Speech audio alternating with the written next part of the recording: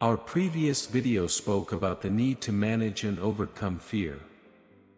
This video will explore the opposite drive inside of us, the drive to manifest our desires.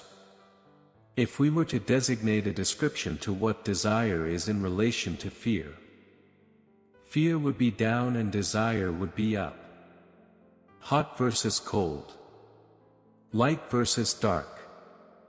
They are opposite emotions and they generate opposite vibrational frequencies. Desire, like fear, is hardwired into our subconscious as human beings. However, desire resides deeper in the subconscious than fear. This is because society has taught us to bury and restrain our desires. This does not make our desires go away. It just makes them difficult to express and talk about. When we think of desire, the first thought that comes to mind may be sexual pleasure. This would not be an unreasonable assumption, as sexual gratification is a satisfying experience. Sex is necessary for the continuation of mankind and the mechanism by which souls reincarnate into this plane of existence. It is a very powerful desire, and therefore, societies have taken steps to restrain this force by labeling it evil or something that should be restrained.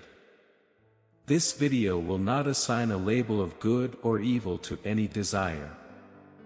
Not for the lack of a moral compass, but rather labels of good and evil do not matter in the grand scheme of the universe. The universe does not care whether your desire is good or evil. Good and evil are labels assigned by the collective consciousness of the society in which you live.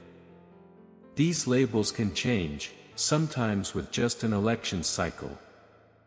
Therefore, the universe just responds to your intention and the energy you put behind the manifestation of your desires. The question of a desire being good or evil is irrelevant. The purpose of this video is to challenge you to take a deeper look at your desires to be sure they are aligned with your intentions and goals. As previously mentioned, sexual pleasure is satisfying, however, it does not come without trade-offs. Besides the real dangers of incurable disease and unwanted pregnancies, your desire for sexual gratification may be masking deficiencies in other aspects of your life. Do you feel lonely after a sexual act has taken place? Then you may want to reevaluate what your desire really is. Maybe it was not sex you desired at all. Maybe you wanted to please your partner out of fear of them leaving you. Maybe your feelings of loneliness are tied to deeper abandonment issues. So, in this case your desire is not really sex at all. Your desire is long-lasting and unconditional companionship. Let's look at another common desire, money. Most people want to be rich. But why do they want to be rich? Freedom from the rat race. So you can be at peace. Again, there are no wrong answers. But dive a little deeper into this desire.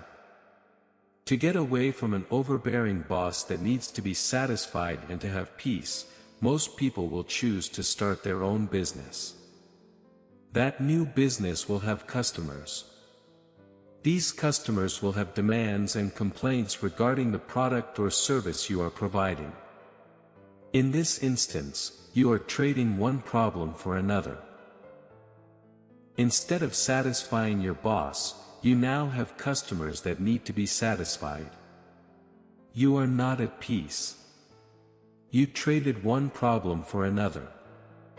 But your desire was peace, right? So, focus on achieving peace. Cut out the middleman, or rather, the middle desire of being rich. Think of doing what you really want in life, not with the intention of getting rich, but with the goal of being at peace. Maybe you don't need to start a business at all. Consider changing careers to something that makes you feel fulfilled and gives a sense of autonomy. Careers like freelance writing or teaching English abroad may do the trick. Big desires like peace, freedom, and sovereignty gives the long-term satisfaction that most people are looking for. Desires of sex and money are short-term and usually require a trade-off of peace or freedom to maintain. In closing, desires are necessary for a fulfilled life. There are no good or evil desires, just focus on what your real desire is and how to achieve it. When you think of what you desire, go big.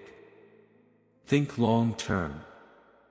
Remember to put energy into satisfying your desires with a strong sense of why.